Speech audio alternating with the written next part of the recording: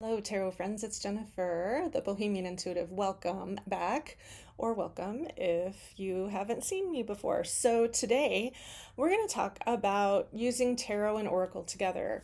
I have a whole shelf from here to here, up at the top here, of perfect pairs. Those are all my oracle and tarot decks that I've paired together. I've pulled a couple off the shelf, well, four technically, so that we can talk about those.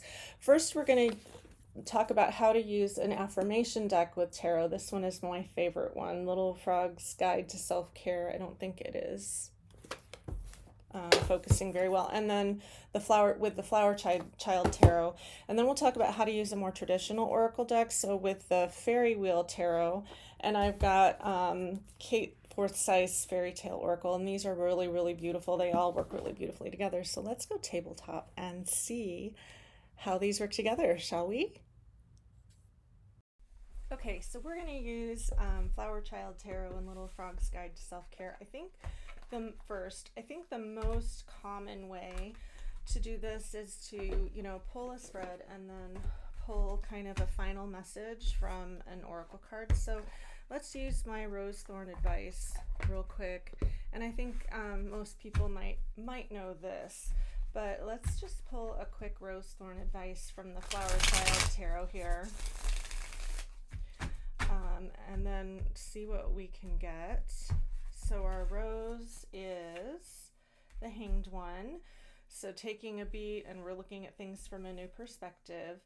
Our thorn is justice. We may feel like things are not super fair. Oh, this is actually a beautiful reading. And then at the bottom of the deck for the advice is the Ace of Cups. Now, instead of pulling from the bottom of the deck for advice, I could pull from an oracle deck for advice. All right, so let's give this a shuffle. So here I would read this as we're changing perspectives. We may feel things are not fair, but this is the Great Yes card, a Great Yes card in the deck. Things are happening in our favor, and things are looking up. So I could then pull an oracle card. Magic always reveals itself when I'm willing to see it, and that's actually a beautiful pull, because when you're willing to see it, even if things don't seem fair, there's this beautiful gift, and sometimes the not fair turns out to be the gift, right? And that's the magic. Interesting things, there's a rainbow here and here on this card. This is actually a really beautiful reading. Now let's try using this oracle deck and this tarot deck in a different way. Let's pull an affirmation, and then we're going to pull some tarot cards to support it. So, what is our affirmation? So, let's see. We've got, I know that bad days do not last forever. All right, so how can we get through a bad day? We might formulate a question now based on that affirmation, right? So, what do we need to do when we're having a bad day, and understanding that bad days don't last forever? What do we need to know here with that? What can we keep in mind, especially if we're having a bad day? The Ten of Wands, that's the bad day, right?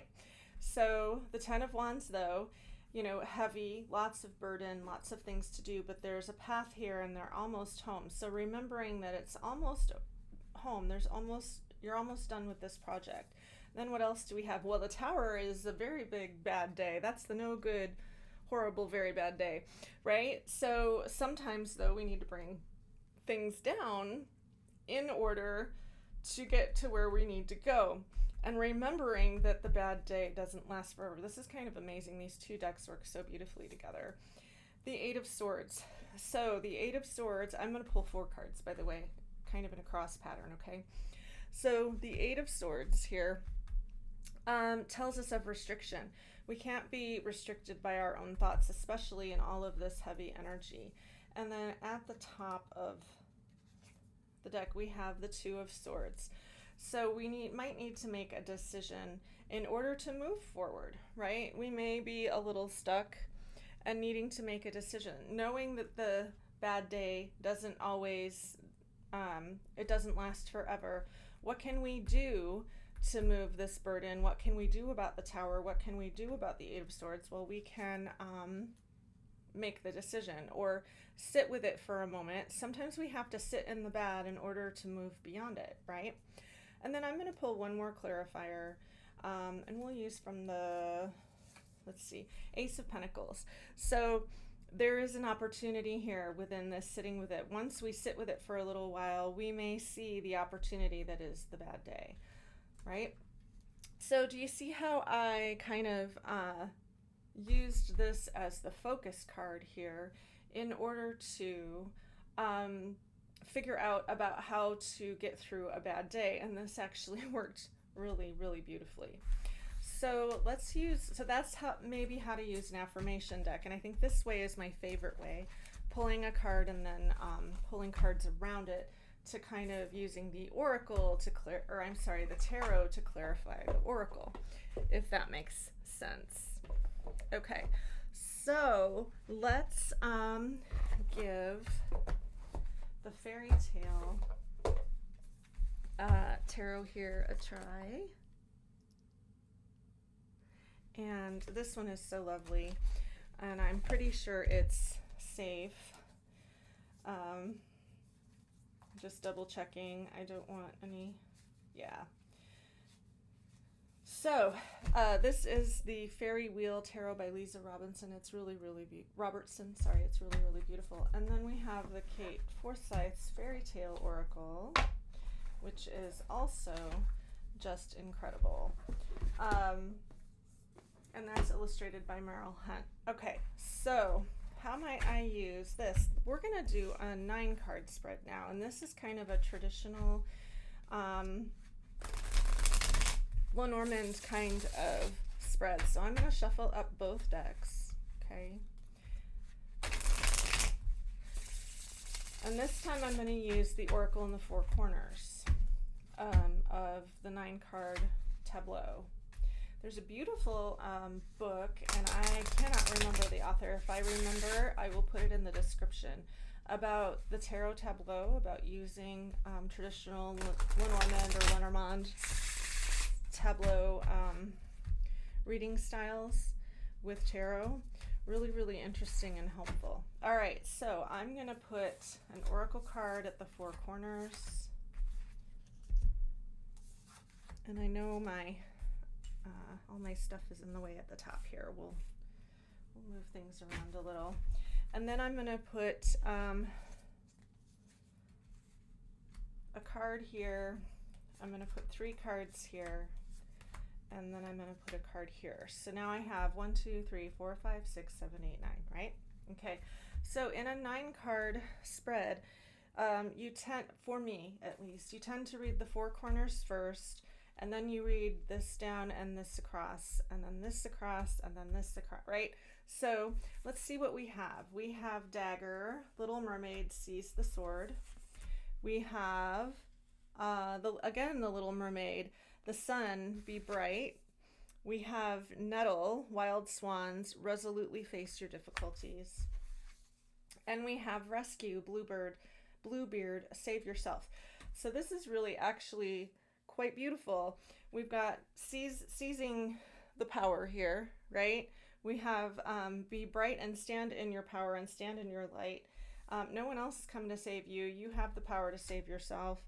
And face this head on, right? Okay, so let's turn over the tarot now. We have Knight of Swords. We have the Fool in the center, love it. We have the 3 of Wands, lovely. The Ace of Pentacles, that's shown up twice today for us. And Strength. Do you see how perfectly all these cards work together? And I love it when you find a pair that works really well. I know all of these aren't quite in frame. Let's see if I can fix that. And then we'll talk about how to read it. So we've already read the 4 corners, right? We've already read stand in yourself, and here we have repeating with strength, right?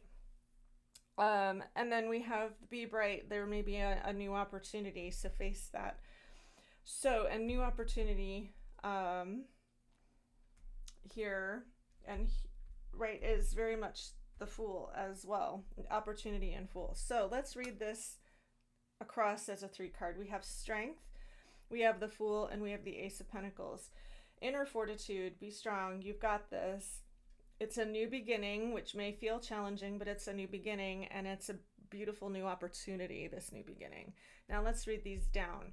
We've got the Knight of Swords, fast moving energy, right? Fast moving information about this new opportunity, that where your ships are going to come in, where you're really going to be able to get this moving. 3 of Wands is very much forward moving. It's past the planning stage. So it's like we're just kind of, we're fools rush in, we're rushing in, and we're going for it, right? So now let's read these diagonally with the oracle cards. So kind of like in an X, we've got seize the sword, jump in, and face that difficulty, right? On this side, we have the Sun. Be bright. This is a new opportunity to save yourself, right? Okay, so we can even knight these. So 3 down and over, or even 2 and over. But since we're using oracle cards, let's do this. We have new information about a new beginning that's really going to benefit us. So face our difficulties so we can get that done. Let's try it this way. Be bright with this beautiful new, perhaps money opportunity or career opportunity to face your difficulties and move forward, right? Seize the sword with strength.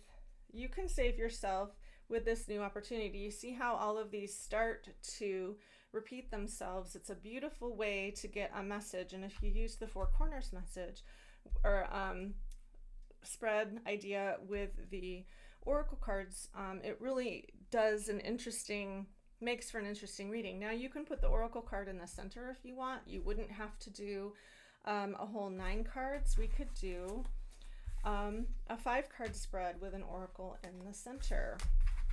And again, using that oracle message maybe as the central issue or idea, that, you know, if you don't have a tarot question, but you want to throw some cards, you feel like there's a message, you can pull an oracle card, use that as the message that you need, and then throw tarot around it. So let's give that a try. And then I think I'll have to stop because I'm probably at my time limit. So we have Magic Mirror, self-reflection, Snow White. So there may be some self-reflection needed. So let's throw 2 tarot cards on either side of this. So how can I self-reflect, or what is it that I need to self-reflect about? This may tarot tends to call me out, so if I'm asking, let's ask, what do we need as a collective to self-reflect about? Because, you know, I don't know about you, but the tarot reads me for filth, so in the best of ways. All right, so what do we as a collective need to self-reflect about? So we've got 2 cards over here. We've got King of Pentacles and 2 of Swords. That's shown up twice. Interesting. And then we've got 5 of Swords and King of Swords. So we have kings at either side, right? And then we have swords in the center, which is interesting. So self-reflection is about thought often, right? We use our brain, swords, to self-reflect. So what do we need to reflect about? Well, we need perhaps the idea of abundance and which way to head for that abundance. And we need to self-reflect about how we handle conflict. And instead of being bullying energy, which is the 5 of Swords is really nasty energy, instead using that truth that we know in order to hold our ground instead of nastiness, right? Just the truth. So here we have stay in our abundance in order to make decisions. And here we have stay in our truth in order to handle conflict. And that's a beautiful reading about self-reflection. So this is Jennifer, the Bohemian Intuitive, wishing you much love and many roses. And I'll see you next time. I hope you found this helpful. Bye-bye.